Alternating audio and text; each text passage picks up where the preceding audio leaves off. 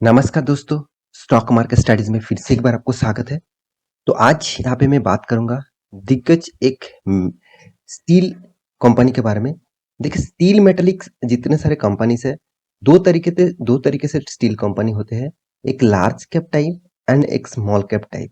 तो large cap type company जैसे Tata steel हो गया, जेएसडब्ल्यू स्टील हो गया, जिंदल स्टील हो गया, तो एप्पल स्टील हो गया, तो एक large cap type steel company है।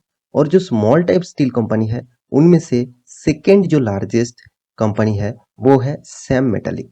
तो सैम मेटालिक के ऊपर में जब आईपीओ आया था, तब इसके ऊपर मैं वीडियो आपको बना के दिया था, क्योंकि 2021 में इस कंपनी का आईपीओ आया था।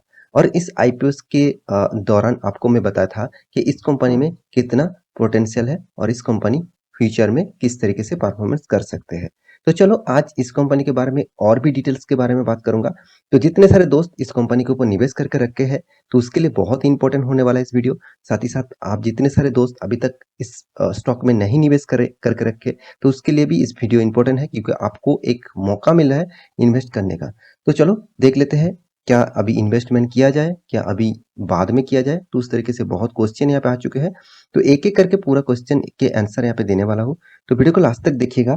और अभी तक आपने इस चैनल को सब्सक्राइब नहीं किया तो जरूर सब्सक्राइब भी कर लीजिएगा, क्योंकि आपको daily basis stock market information and update चाहिए तो इस चैनल में बने रहिए। और अभी तक अपने डीमैट अकाउंट ओपन नहीं किया, तो आप एंजल वन के माध्यम से free of demat account open कर सकते हैं। कोई भी चार्जेस नहीं है, फ्री ऑफ कॉस्ट है। साथ ही साथ जीरो ब्रोकरेज है और अदर फैसिलिटीज भी मिलेगा। तो उसका लिंक भी आपको नीचे मिल जाएगा, जाकर एक बार अकाउंट ओपन कर सकते हैं। तो चलो देख लेते हैं आज के स्टॉक के बारे में। तो सबसे पहले मैं कंपनी के वेबसाइट के ऊपर आ चुका हूँ। तो इस वेबसाइट के माध्यम से ही आपको कंपनी के बाकी डिटेल्स आपको मिल जाएगा। उसके बाद मैं कंपनी का फाइनेंशियल और फंडामेंटल डिटेल्स आपको बताऊंगा। तो सबसे पहले देखिए, कंपनी का जो बिजनेस मॉडल है वो स्टील इंडस्ट्री से बिलोंग करते हैं।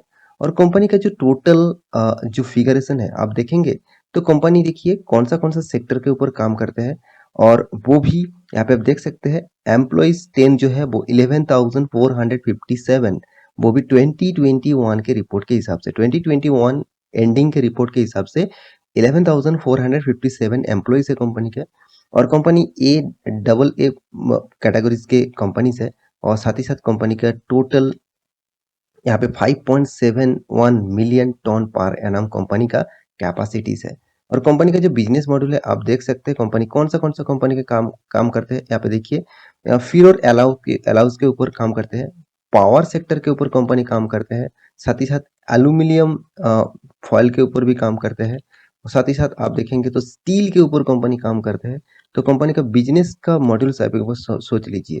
तो यहाँ पे देखिए फिर और अलाव के ऊपर भी काम करते हैं। कंपनी का टोटल जो सेक्टर है देखा जाए तो एक सेक्टर फिलो एरो के ऊपर है, दूसरा पावर सेक्टर के ऊपर है, तीसरा एल्यूमिनियम सेक्टर के ऊपर है, चौथा स्टील सेक्टर के ऊपर है। मतलब टोटल कुल मिलाकर जो सेक्टर्स है, टोटली देखा जाए तो 4 सेक्टर के ऊपर कंपनी काम करते हैं। और चारों ही फ्यूचर ओरिएंटेड बिजनेस है, क्योंकि इस कंपनी का जो बिजनेस मॉडल है वो टोटली फ्यूचर ओरिएंटेड है। अभी देख लेते हैं कंपनी के बाकी डिटेल्स। कंपनी का बाकी डिटेल्स के बारे में बात करूं, तो आप स्कैनर वेबसाइट के ऊपर भी जाकर देख सकते हैं। तो आप देख सकते हैं कंपनी का जो बाकी डिटेल्स है। आप देखिए कंपनी का जो बिजनेस मॉडल है वो स्टील मेटेलिक के ऊपर है, तो इसलिए कंपनी का नाम भी देखिए सैम्स मेटेलिक्स लिखा गया है। तो सैम कंपनी का नाम है और मेटेलिक्स एंड एनर्जी के ऊपर काम करते हैं। देखिए सिर्फ कंपनी मेटेलिक्स के ऊपर काम नहीं करते, एनर्जी सेक्टर भी के ऊपर भी काम करते हैं। और यहाँ पे देख सकते हैं कंपनी का टोटल जो रेवेन्यूज है, कंपनी अलग अलग सेक्टर से रेवेन्यू जो कमाते हैं। कंपनी का देखिए यहाँ पे देखिए फेरो अलाउस के ऊपर कंपनी 31% रेवेन्यू कमाते हैं। आयरन के ऊपर कंपनी 9%, स्पॉन्ज आयरन के ऊपर कंपनी 25%, स्टील ब्लेड्स के ऊपर भी कंपनी टीएमटी के जो रॉड्स होते हैं उसके ऊपर, साथ ही साथ स्ट्रक्चरल प्रोडक्ट के ऊपर, वायर रोड्स के ऊपर एंड कंट्रीब्यूटेड के ऊपर 15% कंपनी रेवेन्यू कमाते हैं। तो कंपनी के बाकी जो पैरामीटर है आप देखेंगे, कंपनी का मैन्युफैक्चरिंग जो फैसिलिटीज है, तो सॉरी, हाँ, तो टोटल देखा जाए तो 3 मैन्युफैक्चरिंग यूनिट है कंपनी का। और वो भी कहाँ-कहाँ पे आप देख सकते हैं, ओडिशा में है, और यहाँ पे देखिए संबलपुर में है, और यहाँ पे देखिए जामुरिया में है। और यहाँ पे कंपनी का टोटल जो कैपेसिटीज है 5.71 मिलियन टन्स पर एनम। तो कितना बड़ा कैप्चर यहाँ पे कंपनी मार्केट को करके रखा और कंपनी का बिजनेस मॉडल भी जबरदस्त है। साथ ही साथ कंपनी का जो पावर सेक्टर है उनमें से 227 यहाँ पे मेगावाट का total power capacity company generate कर चुके हैं, वो भी 2020 एंड दिसंबर एंडिंग का रिपोर्ट के हिसाब से। अभी 2021 का रिपोर्ट नहीं आया तो और भी ज्यादा हो सकते हैं। तो टोटल कंपनी का जो बिजनेस मॉडल है मैं आपके सामने रख चुका हूँ। अभी देख लेते हैं कंपनी का फाइनेंशियल रिपोर्ट। देखिए कंपनी का जो बिजनेस मॉडल्स के बारे में बात मैं पहले ही कर चुका हूँ। अभी फाइनेंशियल रिपोर्ट जो है वो आपको पॉजिटिव दिखेगा इस कंपनी का फाइनेंशियल रिपोर्ट। पहली बात, स्टील इंडस्ट्रीज जिस तरीके से तेजी में जा रहा है, जिस तरीके से काम कर रहा है, मुझे लगता है स्टील इंडस्ट्रीज इंडिया जिस तरीके से ग्रोथ हो रहा है, स्टील इंडस्ट्रीज उस तरीके से ग्रोथ होगा। क्योंकि देखिए कि इसका मार्केट कैप के बारे में बात करूं तो एक मिड कैप टाइप कंपनी है। तो मिड कैप टाइप कंपनी मतलब यहाँ पे मिड कैप के साथ आप रिक्सी गेम जोड़ ही लीजिए, क्योंकि मिड कैप स्मॉल कैप मतलब आपको रिक्सी गेम खेलना होगा। तो कंपनी के सबसे जो पॉजिटिविटी मुझे लगा, कंपनी आपको एकदम अंडर वैल्यूड के ऊपर दिख रहा है, क्योंकि कंपनी का पी रेशियो बहुत बहुत रीजनेबल है। क्योंकि देखिए इसका सिर्फ पी रेशियो 5 है और कंपनी का इंडस्ट्रीज पी रेशियो 16.2 है। इसका मतलब कंपनी का रिटर्न ऑफ इक्विटीज और रिटर्न ऑफ कैपिटल एम्प्लॉयड तो जबरदस्त है, मगर कंपनी का जो पी रेशियो है इंडस्ट्रीज पी रेशियो के हिसाब से भी बहुत कम है। साथ ही साथ खुद के इंडिविजुअली पी रेशियो के हिसाब से भी बहुत कम है। कंपनी की जो डेप्थ है वो आप डेप फ्री कंपनी को बोल सकते हैं, क्योंकि 333 करोड़ का टोटल डेप्थ है और एनुअली जो इनकम है कंपनी का करीबन करीबन 840 करोड़ के ऊपर है।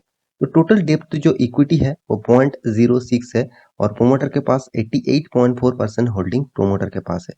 फ्री कैश फ्लो के बारे में बात करूँ तो 689 करोड़ का टोटल कंपनी का हाथ में कैश है।